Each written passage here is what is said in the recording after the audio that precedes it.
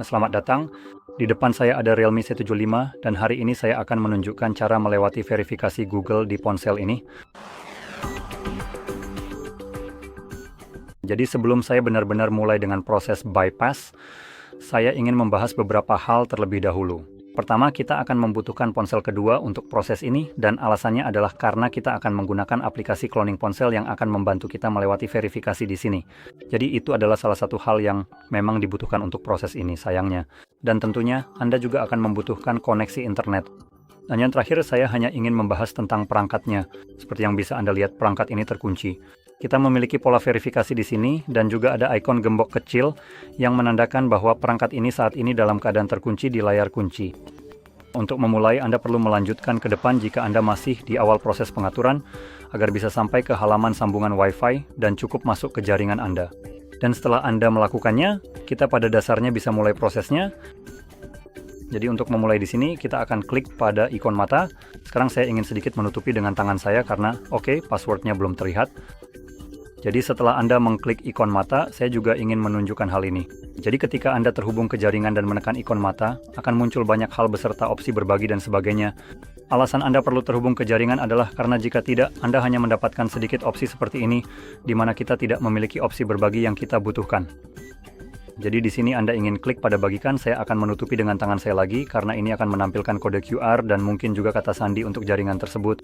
Jadi saya jelas tidak ingin memperlihatkannya. Saya hanya akan memperlihatkan sedikit saja di sini. Tapi bagaimanapun, yang kita minati adalah opsi di bawah ini. Jadi Anda hanya perlu melakukan klik di sini pada area yang telah ditentukan dan selanjutnya kita akan memilih opsi untuk melanjutkan proses ini. Kemudian, dari titik ini Anda perlu mengklik pada ikon 3 titik yang biasanya terletak di sudut dan setelah itu, navigasikan diri Anda menuju bagian pengaturan yang relevan untuk melakukan penyesuaian yang diperlukan. Kemudian pada teks biru yang ada di sini, Anda ingin klik pada pelajari lebih lanjut tentang Quick Share.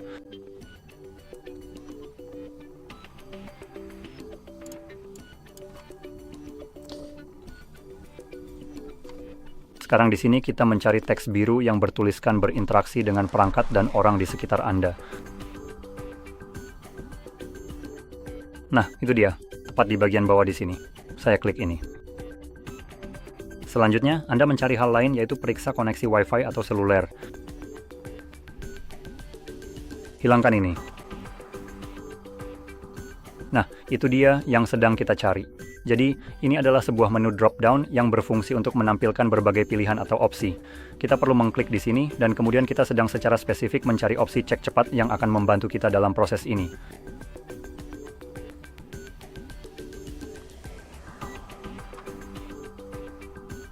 Sekarang Anda ingin klik di sini pada jaringan seluler Persia. Dan saat kita gulir ke bawah, di sini ada video YouTube. Anda ingin klik sekali pada video itu, ini akan mulai memuat videonya dan kemudian Anda ingin klik pada namanya. Di video ini, kami akan secara komprehensif menunjukkan kepada Anda cara yang tepat untuk memeriksa dan memahami kapan Anda seharusnya membisukan suara atau notifikasi. Karena seringkali tindakan ini benar-benar tidak memiliki makna atau tujuan yang jelas jika dilakukan tanpa pertimbangan yang matang. Jadi, setelah jendela aplikasi ini tertutup sepenuhnya, dan setelah aplikasi YouTube kita berhasil terbuka dan siap digunakan di perangkat Anda, langkah selanjutnya yang sangat penting adalah Anda ingin memilih opsi pengaturan yang biasanya terletak di sudut antarmuka pengguna. Di pengaturan aplikasi atau sistem, kita ingin menavigasi dan menemukan opsi yang mengarahkan kita ke kebijakan privasi Google yang seharusnya tersedia dan dapat diakses dengan mudah di bagian ini. Kemudian, kita perlu mencari informasi spesifik tentang kebijakan privasi Google untuk memahami lebih lanjut mengenai data dan privasi pengguna. Nah, itu dia. Dan ini akan membawa kita ke Chrome. Pastikan Anda memilih opsi kedua yaitu gunakan tanpa akun sekarang. Terima kasih. Lalu di bilah pencarian yang terletak di bagian atas layar, saya ingin mengkliknya dengan hati-hati untuk mengaktifkan input teks. Setelah itu saya akan mulai mengetikkan frasa hardreset.info bypass secara lengkap dan akurat, persis seperti yang Anda lihat di layar ini. Proses ini sangat penting untuk menemukan informasi yang tepat. Di sini, setelah hasil pencarian muncul, kita hanya akan menggulirkan layar ke bawah secara perlahan dan teliti hingga menemukan opsi pengaturan. Setelah pengaturan terlihat jelas, Anda cukup mengkliknya dengan sekali sentuhan.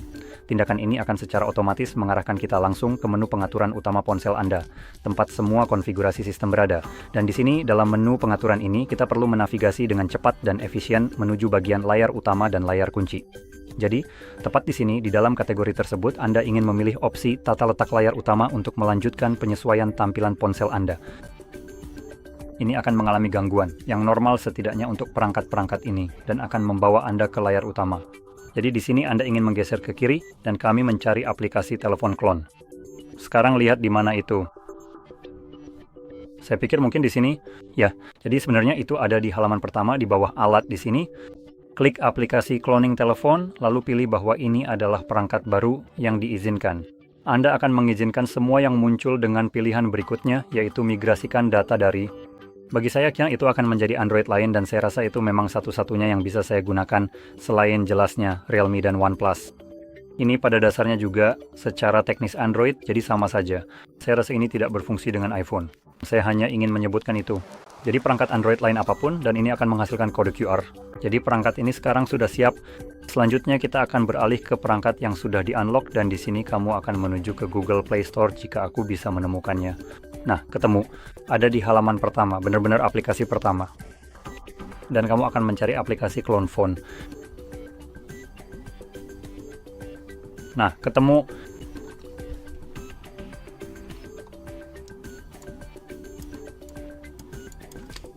Sekarang kita akan memilih opsi yang paling sesuai. Biar aku pastikan dulu, aku akan mencoba yang ini untuk melihat apakah ini berfungsi dengan baik. Saya tidak sepenuhnya yakin apakah ini adalah pilihan yang dimaksudkan atau yang paling optimal. Secara teknis, OnePlus dan Oppo One adalah perusahaan yang sama, yang berada di bawah naungan grup yang sama, jadi ada kemungkinan besar bahwa keduanya akan berfungsi dengan sangat baik dan kompatibel satu sama lain dalam banyak aspek. Mungkin akan memasang sesuatu seperti Apple untuk berjaga-jaga.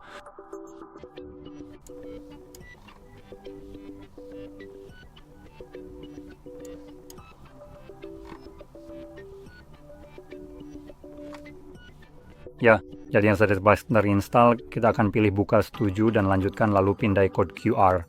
Oke? Sekarang satu hal yang aneh saya pikir itu hilang dalam penerjemahan setidaknya untuk beberapa aplikasi ini. Saat membukanya, aplikasi meminta Anda untuk membatalkan otorisasi sesuatu agar Anda bisa mengotorisasinya. Kenapa tidak langsung saja minta saya mengotorisasinya?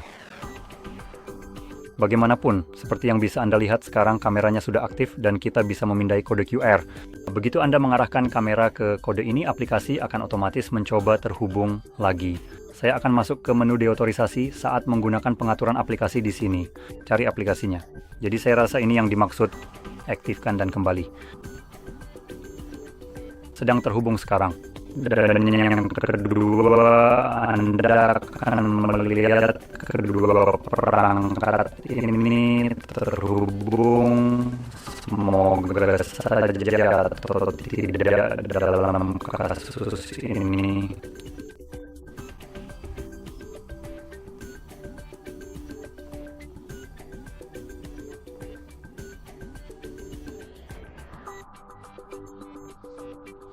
Jadi saya kira kita dapat menghubungkannya secara manual jika tidak berfungsi.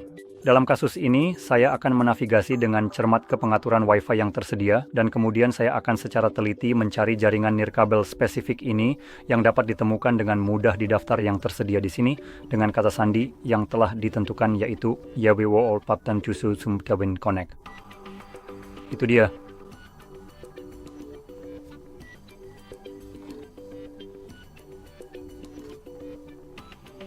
Saya tidak yakin apakah saya harus kembali ke aplikasi.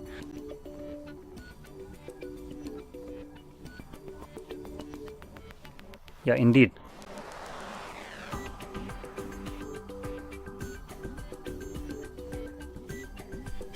Jadi secara teknis ini saling terhubung, mungkin seperti ini. Itu dia. Jadi untuk kembali saya akan melakukannya lagi supaya lebih jelas. Yang perlu Anda lakukan pada dasarnya adalah jika tidak terhubung secara manual melalui pemindaian kode QR, Anda dapat mengklik di sini pada teks biru ini. Hubungkan secara manual. Dan di sini kita akan memilih coba lagi sambungkan secara manual, dan ini menghasilkan nama jaringan dan kata sandi. Jadi temukan saja di daftar yang akan terbuka. Baiklah, mari kita tunggu sebentar seperti yang saya lakukan. Aktifkan saja. Itu dia. Dan lagi. Jadi model WDKZ9 12781 ini adalah salah satu produk terbaru kami yang memiliki fitur-fitur canggih dan performa yang sangat baik untuk memenuhi kebutuhan Anda.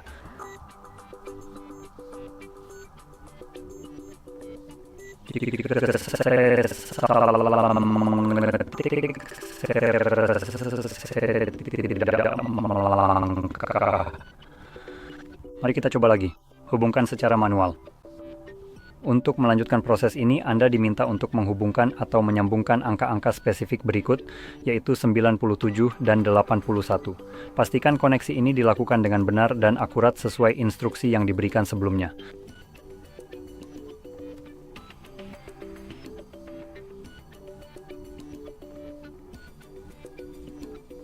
Jadi untuk beberapa alasan ia tidak benar-benar ingin terhubung melalui aplikasi. Jadi dalam kasus ini, seperti yang Anda lihat sebelumnya, kita bisa melakukannya dengan cara ini untuk masuk ke notifikasi. Di sini Anda bisa menahan jaringan Anda dan itu akan membuka daftar WiFi dan pilih ini dari daftar. Labui, oke. Waduh, nggak ada WDKZ9. Upes angkanya 901. Itu dia. Jadi Anda dapat melihatnya terhubung. Sekarang kita dapat kembali ke aplikasi itu sendiri. Pilih coba lagi dan karena ponsel-ponsel ini sudah terhubung, Anda bisa pilih sambungkan dan prosesnya akan langsung berjalan. Oke. Tidak yakin kenapa ini tidak berfungsi melalui aplikasi? Mungkin karena ini sebenarnya dua aplikasi yang berbeda, tapi sebenarnya tidak. Namun demikian, pada akhirnya kita akan memiliki kemampuan untuk secara selektif memilih atau bahkan membatalkan pilihan pada setiap dan semua elemen yang tersedia di sini. Dengan satu-satunya pengecualian yang berlaku adalah opsi-opsi tertentu yang mungkin tidak dapat diubah atau diintervensi. Jadi Anda ingin mengklik, biarkan aplikasi tetap terpilih, semua yang lain yang Anda pilih, pilih pengaturan berikutnya, aktifkan, lalu kembali, dan lanjutkan. Jadi sekarang hanya ops yang akan ditampilkan sebagai terpilih di sini dan Anda ingin membatalkannya, klik pada teksnya lalu cari aplikasi apapun yang Anda miliki dengan ukuran paling kecil dan Anda bisa melihat ukurannya tepat di bawah nama aplikasi. Jadi saya akan memilih, sebenarnya saya tidak harus, saya tahu, saya punya 7 opsi di sini.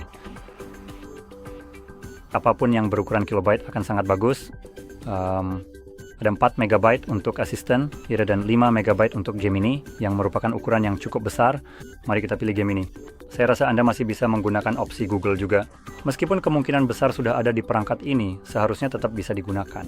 Dan bagaimanapun juga, saya akan memilih berikutnya lagi. Lalu otorisasi, izinkan, dan mulai migrasi sekarang. Apapun hasilnya nanti tetap akan berhasil. Jadi pada dasarnya sudah selesai, sekarang sedang menginstal. Nah, seperti itu. Jadi seperti yang saya sebutkan, apapun hasilnya tetap akan berhasil.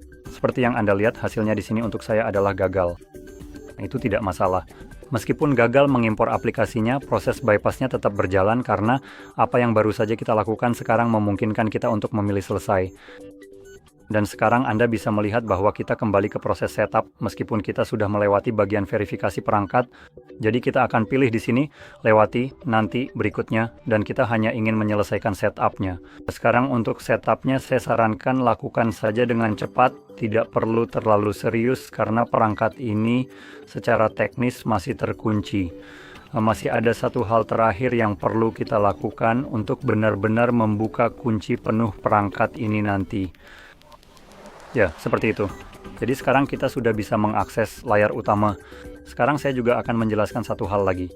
Kita akan masuk ke pengaturan, lalu di pengaturan Anda perlu gulir ke bawah sampai ke sistem dan pembaruan, pilih cadangkan dan setel ulang. Setel ulang ponsel. Hapus semua data, lalu pilih bersihkan. Jadi untuk menjelaskan satu hal lagi, kita membuka pengaturan yang secara teknis sudah kita lakukan melalui browser sebelumnya, meskipun waktu itu kita masuk ke bagian yang berbeda dan hanya sekadar masuk ke layar utama. Sekarang bagi orang-orang yang memikirkan hal ini, kita sebenarnya bisa saja masuk ke pengaturan dan melakukan reset pabrik pada perangkat saat itu juga. Namun alasan kita tidak menggunakan opsi itu untuk melakukan reset sebelumnya adalah karena saat itu perangkat masih dalam tahap pengaturan. Perangkat mengetahui bahwa ia masih dalam proses pengaturan dan melakukan reset tidak akan memberikan efek apa-apa. Perangkat hanya akan kembali terkunci. Namun ketika perangkat sudah selesai diatur dan Anda menjalani proses ini, perangkat tahu bahwa ia sudah selesai diatur. Jika Anda melakukan reset melalui pengaturan, perangkat menganggap Anda adalah pengguna yang sah sehingga akan menghapus semua data termasuk perlindungan yang ada. Itu juga salah satu alasan mengapa Anda ingin melakukan factory reset sekarang setelah selesai pengaturan, karena ini akan menghapus semua perlindungan yang mungkin masih ada di perangkat dan benar-benar membukanya. Setelah proses reset selesai, Anda akan dibawa kembali ke proses pengaturan. Namun pada titik itu Anda bisa mengatur ponsel Anda dengan cara apapun yang Anda inginkan. Jadi dengan demikian, semoga video ini bermanfaat untuk Anda, dan jika iya, jangan lupa untuk klik like, subscribe, dan terima kasih sudah menonton.